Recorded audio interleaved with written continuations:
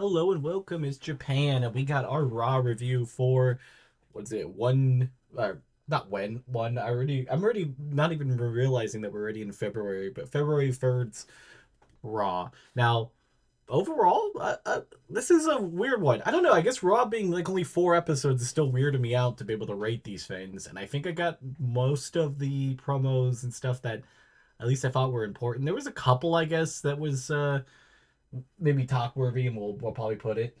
And let's just start off with our Royal Rumble winner, Jey Uso. He started off the show hot, like he came down. The crowd's so over. That's the thing, like with his whole argument of people being like, he didn't deserve to win it. It's like, dude, just look him. The crowd wants him in there. I just think the crowd's not really interested in him as going against like Gunther, but he didn't confirm that he's going against Gunther. So there's a good possibility that you never know. We just never know. I think the promo was good. Gunther came down to talk to him. Did Gunther things, basically calling him trash and all that. I think it was a good start of the show. Good way to show that like the crowd is still behind Jay and ready for him to have his WrestleMania moment like that. Next up, I don't really have the order of the matches, to be honest, because it's like I watched them and then there was a bunch of promos in between, so we're just going to cover all of it. We had Penta versus Ludwig, just basically because Penta eliminated Ludwig.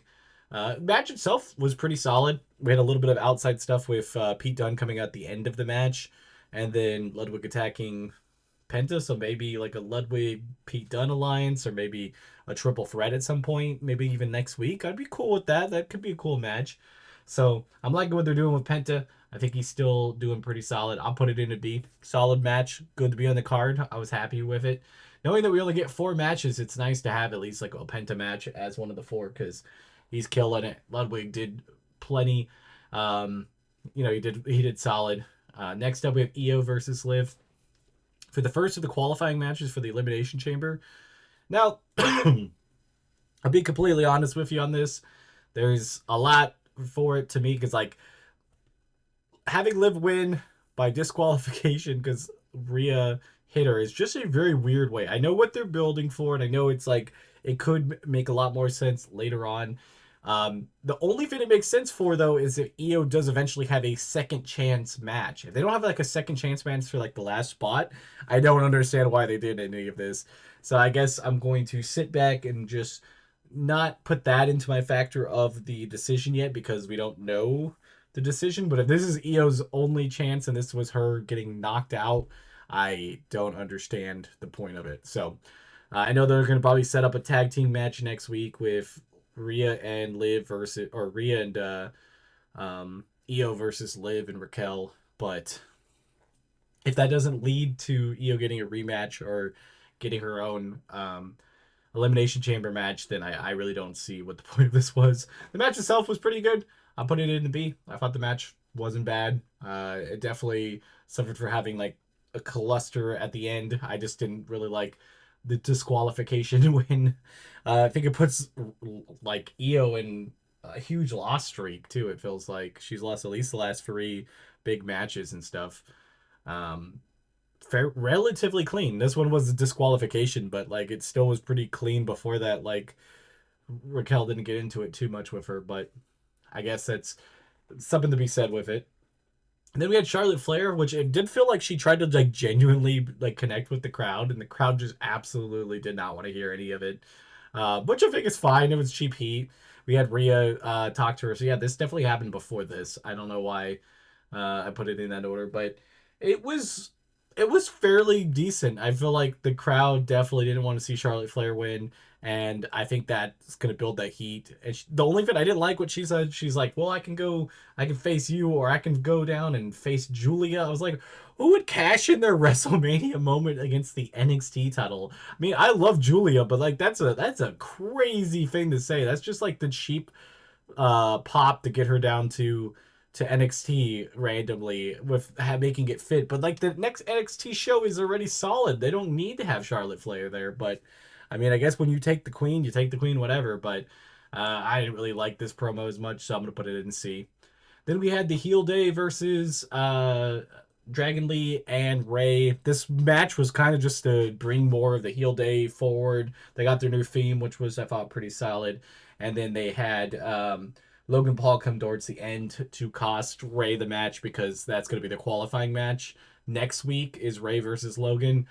I honestly do not want to see either one win. It's not even that I don't like Ray. It's just like there's only 6 spots for the Elimination Chamber. I really want them to be like the 6 top stars that we could see possibly make it to the Elimination Chamber. And I feel like those slots are filling up fast because we got that match. We got the Sammy and uh, CM Punk match will be a qualifying match, and then we got a Finn Balor Seth Rollins match coming up the week after that. So if those are 3 of the Raw spots, there's going to be people like Drew McIntyre that I don't even think gets a spot, and maybe people like Kevin Owens may not get one either. I'm not really sure. It's kind of weird. So I think like the top 6 can be kind of odd at that point, but I guess we'll see how it goes. But this match itself was okay. It served a purpose. I'm glad Heel Day finally won a match. That was the whole point of like, if they're gonna cheat, lie, steal, do all that stuff, and you have them lose every match, it kind of is pointless. Then we found out that AJ Styles is traded to Raw. I think that's going to be an S tier move. I think like he has a bunch of feuds left in him, and he has like a bunch of young guys that he can go against on Raw. They even like had Braun Breaker mention something, so I could see them having that go off on a match, and that would really put a big that's a big time match for Braun Breaker to have. So I like the move in general. I think it's an S tier match. Then we had Cowboy Rollins come down. This outfit was very interesting. I like Seth Rollins outfits 90% of the time. They're wild, but like I like that he goes out on a limb to try to make those. This one I wasn't too much of a fan on. It was a little weird. It really felt like him and Charlotte like switched outfits for the night. But I don't really know. But Seth Rollins, was talking about that he's going to go to the Elimination Chamber and he's going to do with that. He's glad that he injured Roman Reigns. It was just a really good promo, and he started it or stopped it with like pumping up Sami Zayn for his match, which I think it was kind of cool. It set that he really has that hatred for CM Punk that will be on effect in the elimination chamber if they both make it. And yeah, I liked it. I'm gonna put it up in A. It could almost be an S tier. I think it was just a little stupid that he was like rooting for Sammy, even though Sammy's kind of like accidentally kicked him the last 2 weeks.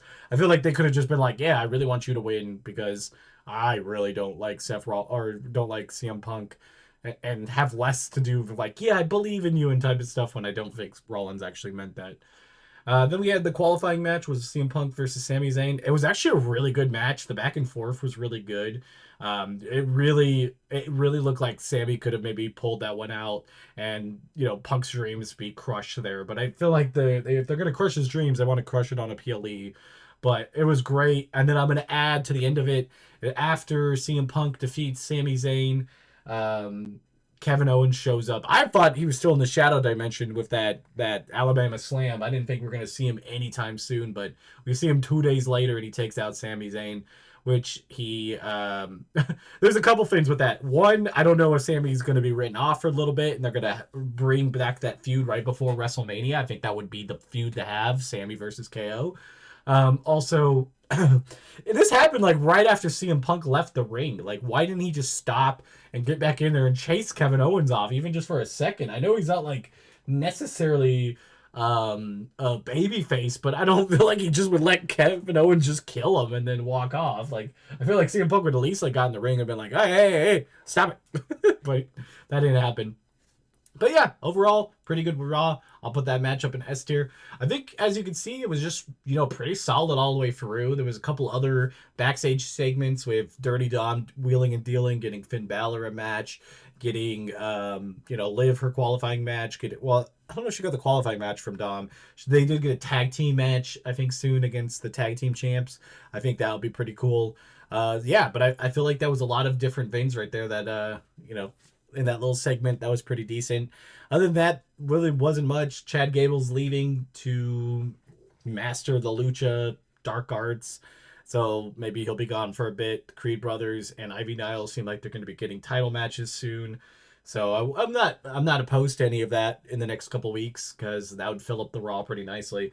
Are you guys a fan of the like the four matches? I'm really not feeling it. I really feel like a fifth match there could really hash out the time. I know they're going like a 2 minute, 2 hours 30 minute thing, and if they add another match, it probably would push them towards the 3 hours. I'm fine with that. I just want a little more extra because, like, if you have a bad match or have a match that you don't really care about, it sticks out. Like the Rey Mysterio Dragon Lee versus New Day match wasn't bad, but it was definitely the worst match on the card because like there wasn't much to compare it to, and it was just like it was there to serve a purpose for the qualifying matches for later on, but it had no other purpose other than to give New Day finally a win and their new fame and stuff. So I feel like stuff like that kind of gets lost in the back. Plus, it really puts it to like we're gonna get very little mid card women's matches, even though we have the title and stuff. So that part kind of sucks. But yeah, overall, I thought the show was pretty good. I probably put it in the B area. Not the best since the Netflix era, but not the worst. So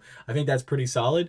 And I hope you guys enjoy that. And keep an eye out. I should be having like a NXT preview short and other stuff. I'll have videos all week, every day, at least one.